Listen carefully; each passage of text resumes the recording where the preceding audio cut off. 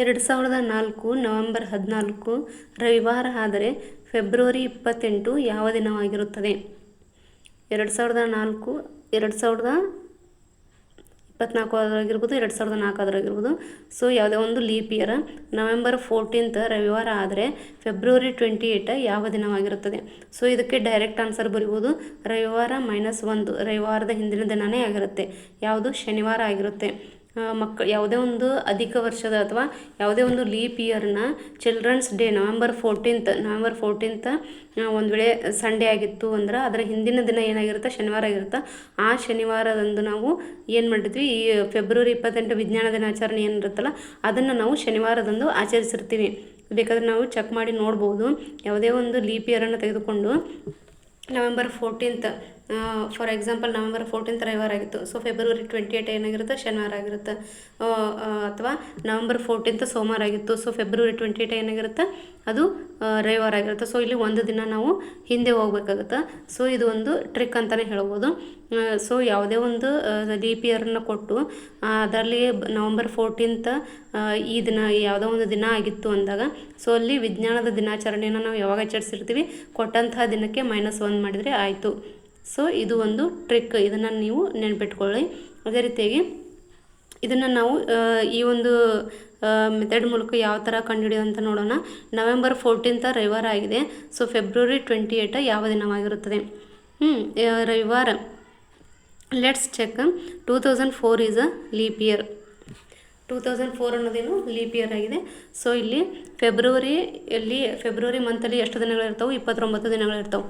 So ಇಲ್ಲಿ February 28 ಈಗಾಗಲೇ complete ಆಗಿದೆ. ಸೊ 29 - 28 ಮಾಡಿದಾಗ ಒಂದು ದಿನ ಉಳಿತು. ಸೊ ಇಲ್ಲಿ ಫೆಬ್ರವರಿಯಲ್ಲಿ ಒನ್ ಆಡ್ ಡೇ ಉಳಿತು.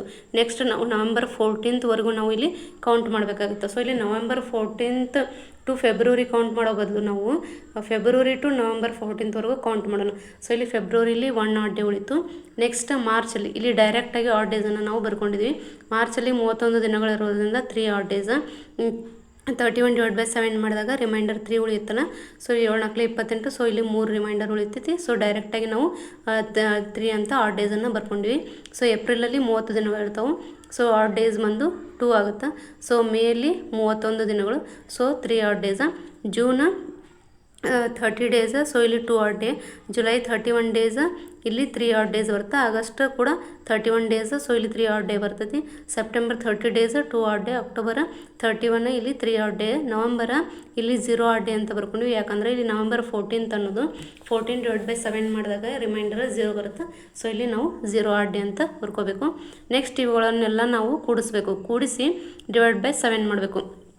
/7 ಮಾಡಿದಾಗ ರಿಮೈಂಡರ್ ಏನು ಬರುತ್ತಲ್ಲ ಅದನ್ನು ನಾವು ಏನು ಮಾಡಬೇಕು? ಈ ನವೆಂಬರ್ 14 ರವಿವಾರ ಆಗಿದೆ ಅಂತ ಕೊಟ್ಟಾರಲ್ಲ. ಸೊ ಆ ರವಿವಾರ -1 ಮಾಡಬೇಕು. ಯಾಕಂದ್ರೆ ನಾವು ಹಿಂದಿನ ದಿನವನ್ನು ಕಂಡುಹಿಡಿಯಾಕತ್ತೀವಿ.